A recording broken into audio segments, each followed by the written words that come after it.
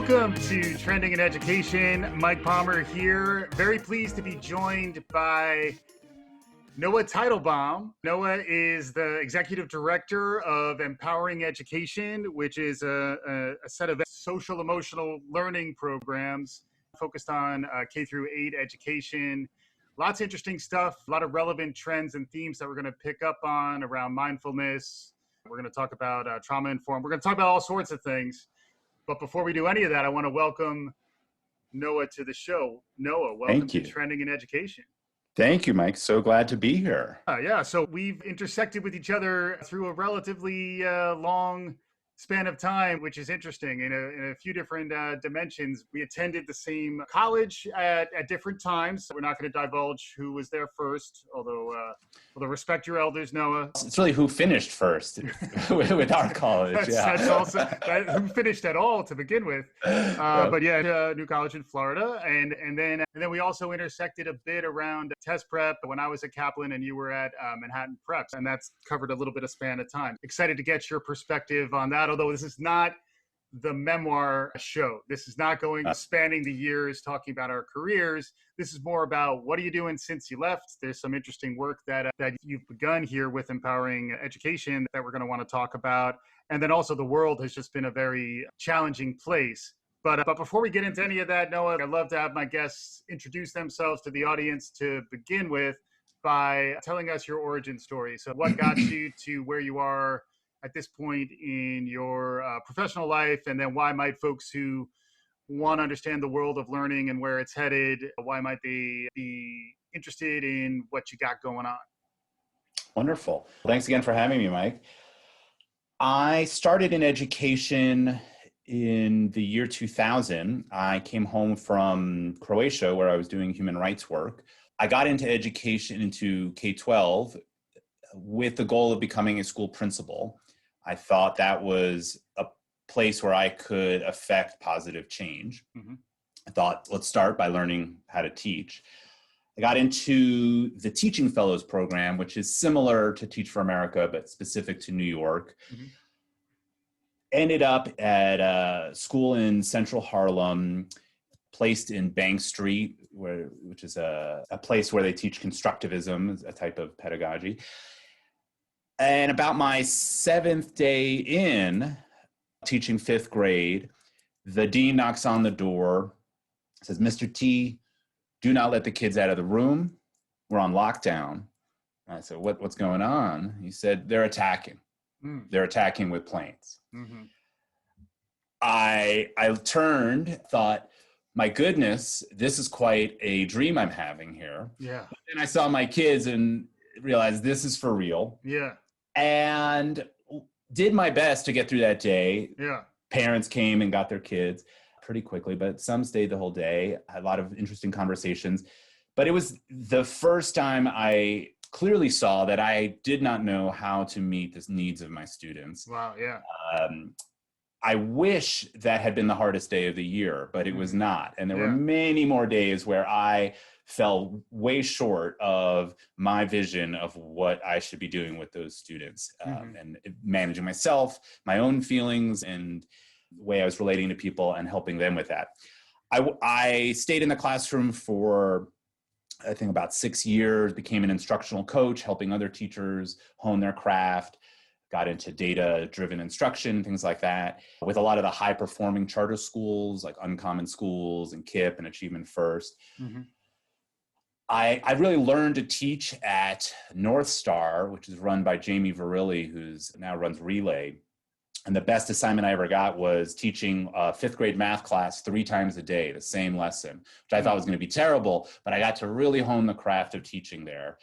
And I learned how to teach. I learned how to get kids to learn the things I wanted them to learn. Mm-hmm. I always was stressed, though. I got eczema. I couldn't sleep well. Yeah. It was such a stressful job.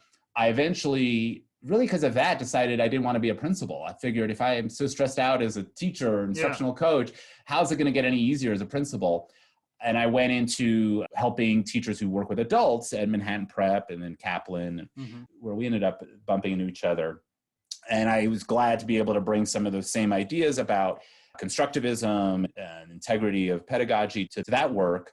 I eventually got more into the business side of things and then went to business school. And when I came out, I took over this nonprofit, Empowering Education, which had been around for about 10 years and needed sort of a pivot and a bit more of business savviness. That's how I got to where I am. And I like where I am because I'm getting to use my knowledge about how businesses run, how to get the word out, things like that. But I also have a lot of experience in the classroom, and I have a lot of places where I think I didn't do that well. And I am really working on building a program that I think would have helped teachers like me, because the A+ teacher, they're doing okay, and you can give them kind of any program and they'll work it out. It's the normal teachers who that I think you got to design for. And I remember myself as that teacher. Super relevant in a lot of ways nowadays too, in that teachers are very much frontline workers nowadays, particularly since the fall and the spring as well. But when the medical crisis was front and center, the public health crisis was front and center, education was an emergency pivot, and you maybe got a pass on the end of the previous academic year. But now coming into the fall, there was hope that there wouldn't be that much slippage. We won't see as much learning loss. But in order to maintain where we are, and then also really help the whole student, help the whole family, help the community, we need those frontline workers, our teachers, to be really thriving. And the reality is that's really pretty near impossible in light of all the challenges that are out there. So I think to begin with, just to empathize with teachers out there, it sounds like that's something where even your origin story, and my perception of you has always been as a teacher at heart. Can you talk about how Empowering Education is thinking about the connection between social emotional learning and wellness and mindfulness, and then being teacher-centered in addition to unlocking this potential in students? Sure. When I started up, I started touring the schools that we were working with and started talking to schools we weren't working with and finding out what's going on with social and emotional learning. What I perceived was a lot of talk about it, and then often not a lot of action, even in schools that had programs. And so we decided that was the problem to solve for our organization, to create a program that teachers would actually use. And it's not the sexiest thing, but that a teacher could do well with, even if they really didn't prep more than a few minutes. Because there is so much coming at teachers. And this is not to disparage them. I hope they prep the day before and do thinking and customization. But the reality is there's a million asks of teachers. And graduate programs have caught up to a degree around social and emotional learning, but one class doesn't do it. And then to know actually what to do, how do I teach coping skills? And and even the phrase coping skills is an abstraction, as opposed to when you're actually in a class with a kid, or if you're in a Zoom room with a fifth grader who is having a hard time, that real life situation that people have to quote unquote cope with is something that isn't real until you experience it. And then when you're experiencing it, frequently you can feel isolated or not supported. Can you flesh out a little more how your program is more about the actual delivery in the classroom as opposed to the more sort of hypothetical, aspirational component? It actually goes back to some of the work that happened when I transitioned to working at Kaplan, and we had this product development consultant, Jeff Gothelf, come. And he wrote a book, Lean UX, with Josh Seiden, and great guys. And I thought that work was some of the most interesting work that I had done. The essence of that work is developing products that people actually want, and to develop it iteratively versus like plot out your project and then a year and a half later drop it on the public and say, oh, what do you like? Yeah.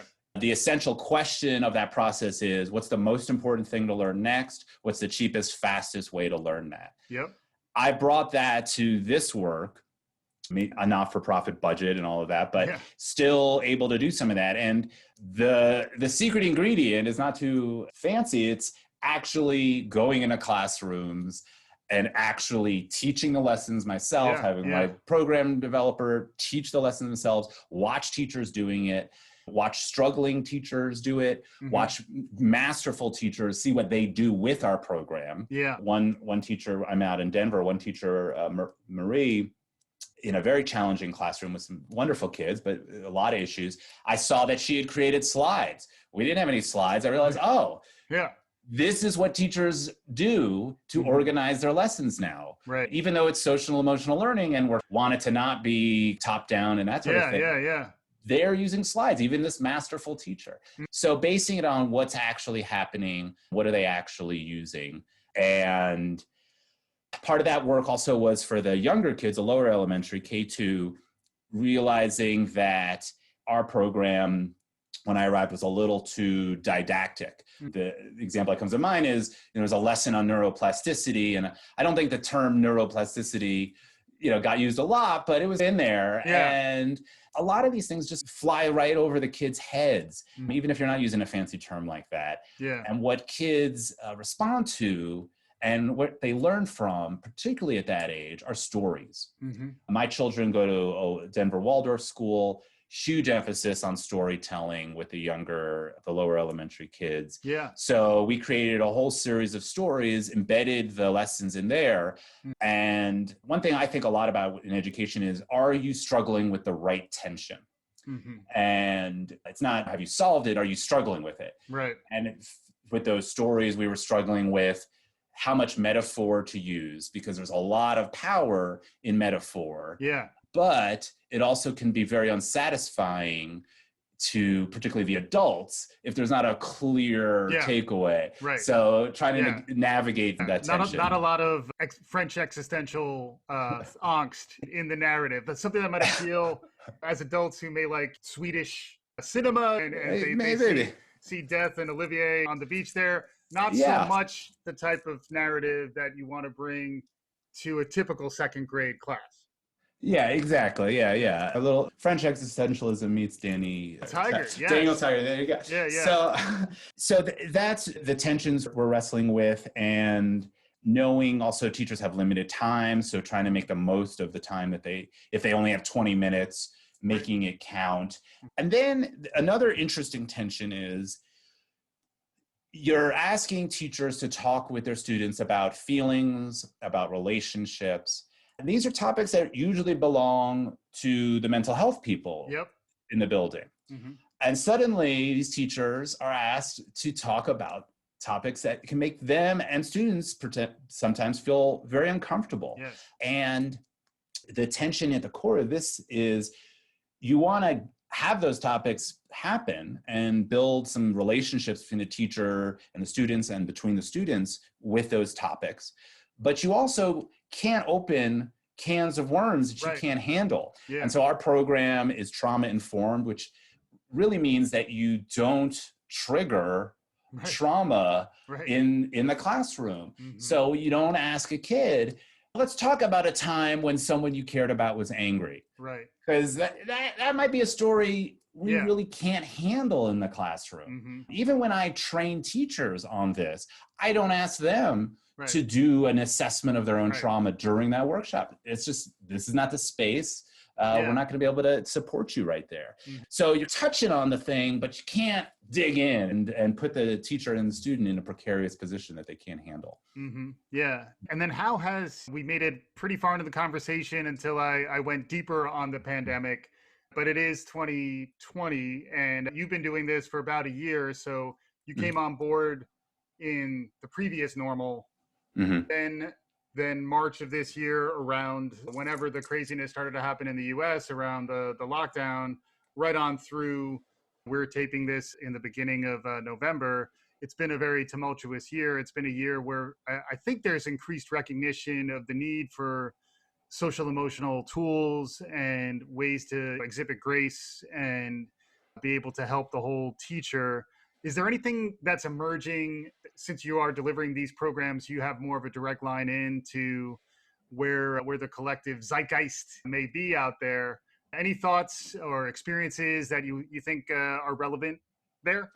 Yeah, I think there's a very clear tension in this too, Mm-hmm. which is it's obvious that schools need to address social emotional needs right now.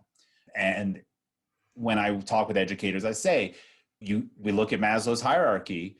If the kid's hungry, Yeah. you're not going to get to the belonging level. Right. If they don't feel belonging, you're not going to get to the love level. You know, and you just can't jump these levels. Yeah. Whatever their need is the one you have to address. And when there's an arousal continuum of your nervous system, is if a kid's moved up on that arousal continuum, their cognition style goes from abstract all the way to defensive. It's like and fight or flight, right? Yeah, it's actually fight, flight, or freeze. Yeah. Now they've added. There's a third F. I know. Wow, that is why I brought you on. That's a trend. Yeah. There's actually some controversy over freeze, whether it's sympathetic or parasympathetic. We'll let the deeper nerds go for that topic. But anyway, so there's this clear need to meet social emotional needs. However, there are such huge issues around equity and just technical access, instructional time. And we are going to have a year, I don't know if I'm a pessimist or a realist, I'd say 2 years where the kids who are not in great schools are really going to have learned very little that we want them to learn. They'll learn something, but it's not necessarily what we intend. It was not the standards. Right. And I'm seeing just such struggles with that. So I feel for the administrators, and I'm glad for what we offer, because it seems like a good way to address this. Hey, this will be easy to implement in your very complex year. But they're really struggling. And in the beginning of the year, there was just budget chaos too. Right. People didn't know what their needs were going to be, plexiglass and PPE and all of that stuff. Sure. So that's settled down a bit, and people see, we can run schools. And there is growing awareness of SEL needs. But there's also just desperate feelings around the academics, and for good reason. For sure. It does feel like there will be learning loss. I think everyone's coming around to that reality, and its question is, how much can we catch back up once things settle into more of a new normal? I do think there is an opportunity around, and you were just touching on this, around actually increased learning around social emotional skills and the relevance of social emotional skills. Even the amount of class time that can be devoted to wellness and just those sort of base level feeling of safety, feeling of belonging, understanding that we're going to perhaps be losing ground on the cognitive side. It does feel like there is an emerging awakening around the fact that education is not purely cognitive. Does that resonate with you? And do you see upside around this? Is the positive psychology aspect of existentialism here, where a big Viktor Frankl guy, you find meaning through suffering, and the idea that we're all have this shared challenge of navigating a very difficult time is an opportunity. Any thoughts on that? Yeah, a lot of thoughts. For one, in case there's someone who doesn't really know what social emotional learning is, let me give the 30-second tutorial here. So there are 5 competencies within it: self-awareness, self-management, social awareness, relationship skills, and responsible decision-making. And those are come out of CASEL, the guiding body in the States for this. And it's interesting that this has become so popular. And I think there's a sort of a slippery or attractive line of thinking, which is, things have gotten worse. Now we need to do social emotional learning. Right. It's at least a buzzword bingo opportunity, right? It's time to drop more social emotional language into a conversation to show that you're at least playing with your head up. Exactly. Yeah. And why is that? And so I think some people think, oh, kids these days, that kind of thing, or media, and Right. Sure. I would guess that things have not gotten worse. We just are getting savvier and realizing where the gaps are. Like that's an argument about why we now see so many people with autism. Right. There's a whole group of people saying, oh, it's environmental, but there's a whole other side saying we just now notice it more. Sure. It's always been there. So with SEL, I think people are just realizing the issues. And for me, especially when I was in those high performing charter schools, I could get a lesson across, but my kids would fall short in college because of soft skills and there's lots of things, and not to put it on them, like usually they were people of color and they face a whole bunch of issues from being in a racist country. Anyway, there's this growing awareness. A program like ours is not the ideal. The truth is, you want every moment with a child to be rich with all kinds of learning. Yeah. And in those moments should be academic learning and social and emotional learning. Right. I think the ideal use of a program like ours is you have once a week a lesson, and then it gets integrated throughout. And it gets integrated in various ways.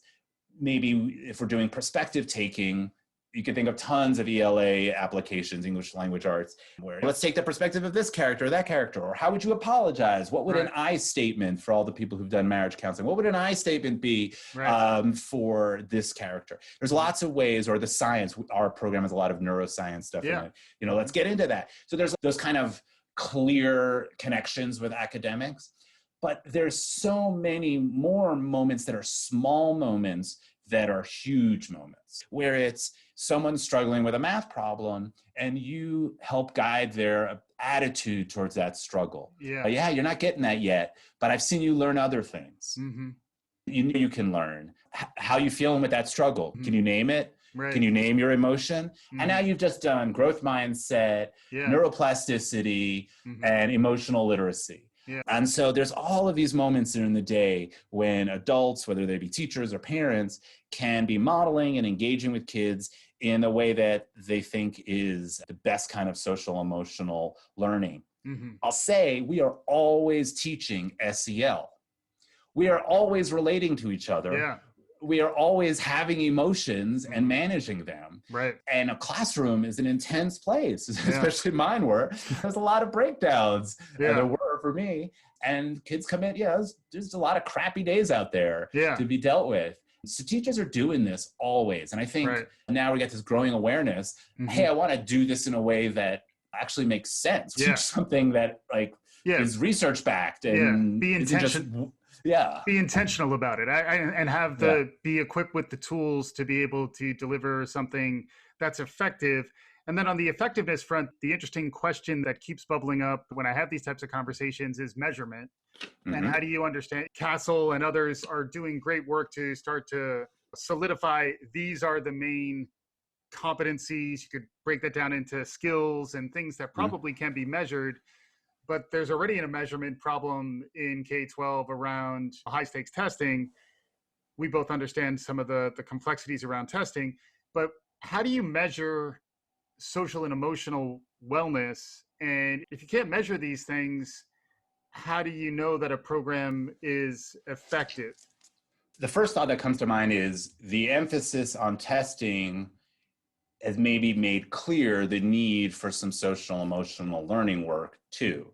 When teachers are just having to drill, there's less room for rich inquiry-based learning that often includes naturally some social emotional learning work, working in groups, things like that. But when you're just going over sheets and learning test taking strategies, there's not a ton of opportunity. There's some, but and I think in the work I did in Manhattan Prep Kaplan, we tried to integrate that. But anyway, so that's a bit of how we got to, we better shift the needle. But we do, as you say, want to measure things because we don't want to waste our time and our money on stuff. There's been a lot of research on the efficacy of SEL in general. It's been shown to have an 11% increase, or correlated with, all the statisticians listening will come out with their pitchforks if I don't say that. It's highly correlated with 11% increase in academic achievement and pro-social outcomes, reduced incarceration, college, and all things like that. So there's been a bunch of evidence. There's also evidence that it needs to be done school-wide, that teachers need to be supported, and in integration with other things in the school. We're excited. We're exploring a partnership with an assessment company that does competency-based assessments digitally, where it's actually the use of the SEL, which I'm really excited about, because a lot of surveys, and including the one that we give to our members, is a survey. The assessment is a survey where the student self-evaluates, the teacher evaluates the student, you do it at the beginning and the end, things like that. And I'm excited about this opportunity to work with someone who's seeing, hey, can you say what that kid is feeling in that picture? Right. Or in this scenario, what would you expect? Interesting. Yeah. Which of these options would lead to da-da-da for responsible decision making? So they actually have to use this skill and show that they can use this skill in this situation. So I'm excited about that. I do think they're back to tensions. What you measure is what you care about. I think there's a cleaner way to say that. But at the same time, we're doing a lot of measurements of kids. Yeah. And there's also a bit of art to SEL. It's not just let's learn objective 14C. Yeah. It's also about building relationships in a holistic way in the classroom and experiences together, which will translate to growth in all of those areas. I could imagine us going too far and over assessing weekly or something like that, and taking some of the human connection aspect out of it, which is what our program tries to do, is try to arm teachers, which is a dangerous phrase these days, but arm teachers with opportunities to connect with their kids in structured, positive ways, which sometimes, some teachers are struggling to find ways to do that. Yeah, and it's interesting to think through how these programs are going to evolve over time. We're getting towards the end of the show. That's where I typically ask for you to look into your crystal ball. If you're looking ahead, what do you see on the horizon? Like it or not, the buzzword bingo, it's a leading indicator that something is reaching more broad awareness. And it does feel as though social emotional learning, I like to sing, I get social emotional baby. So I try to do that at least once an episode. I waited until now to get it out there. So you're welcome, listeners, and apologies. What do you see on the horizon? What trends are emerging, maybe beginning within your domain, and then if there's anything further afield that's capturing your imagination? First, I'll start out with the bummer. I think that we are going to get more and more evidence of the inequities in our society as we learn more and more about what's happening in our schools. And I think better that we see it so we can address it. And I think this pandemic is another opportunity to see how different the experiences are of children of color and low income and whatnot. So I think there's going to be more and more clarity around that. I'm excited about what I was talking about around SEL assessment that is more in action assessment versus surveying. I think that's going to be a growing trend. I think, pulling the lens back, I'm really interested in what the high performing charter schools are doing. And I got disillusioned at some point because I realized I would not send my kid to the schools I was working at. They were using kinds of punishments that just didn't sit well with me. And the firmness, the lack of freedom of agency, it was troubling. And I really love what those schools are doing. They're taking a hard look. People have pushed them on the racist ideas underneath some of their practices. And I think they're really taking a hard look at it. So I'm very excited about that. And those charter networks that open a school for kids with special needs and really taking those trends of data-driven instruction and intense teacher preparation and bringing in some things that might appear softer and a bit more understanding that we have to train teachers on trauma. We have to have authentic ways for kids and students to connect. And so I think there's a melding of worlds that's ahead. I also hope, and this is completely off topic of SEL, but I hope to see more a return to apprenticeship for teachers. Mm-hmm. I think we've been throwing inexperienced teachers like I was into the classroom with so little support. Mm-hmm. And the more we can give them authentic experiences to slowly build up their tool set is going to be better. And I'm hopeful that's going to be a trend. Yeah. Treating teaching as a craft that requires the support and mentoring that any serious craft requires. Yeah. Even remembering some of the work that I saw you and team do at Manhattan Prep when we were both in the Kaplan mothership, mm-hmm. like the idea of really building a unique culture centered around teaching is something that frequently, because teaching is run at the school level, maybe the district level is the extent to which you can get those types of programs. You could see a real need there to treat this as a priority. And I could also see why organizations like the one that you're running at Empowering Education mm-hmm. can really fill that need, because at an individual school level, classroom level, even at a district level, it's not like they're going to be able to focus on this with the level of care and attention that you and team are providing. I think we're at the finishing thoughts. We got visionary there for a minute. Feel free to stay out there if you like, or rein us back in. Take us wherever you want us to go. If folks want to learn more, find out more about you or Empowering Education, any places to direct them, things to pay attention to? Sure. EmpoweringEducation.org. Okay. It's a place to learn about our program. And there's mm-hmm. people want to try out our lessons. There's a free trial and our stories. There's a book, Munchie and Jumpy Tales. You can get it at the bookstore, read to your kids. We're going to have to bring it back. I want more on this next time. But that's a good tease. Yeah. But I'd say a whole other topic that we could do a whole nother session on is, what we saw since we worked at a test prep company, mostly working with adults, or at least I was for going to graduate school, the surge of interest in not going to graduate school and instead just learning coding or more discrete skills.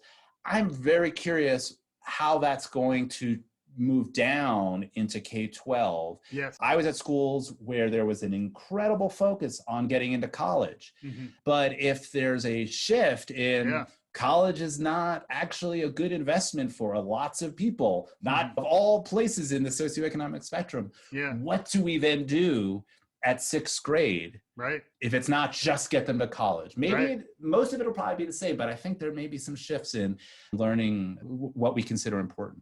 Interesting. Yeah. Great stuff. Noah Teitelbaum, the Executive Director of Empowering Education. Really wonderful having you on the show. Thank you for joining us.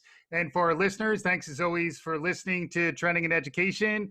If you like what you're hearing, subscribe, tell a friend, visit us at trendingineducation.com. We're out there on Twitter. We're out there, hopefully, where you're looking for us. And we'll be back again soon. Thanks for listening.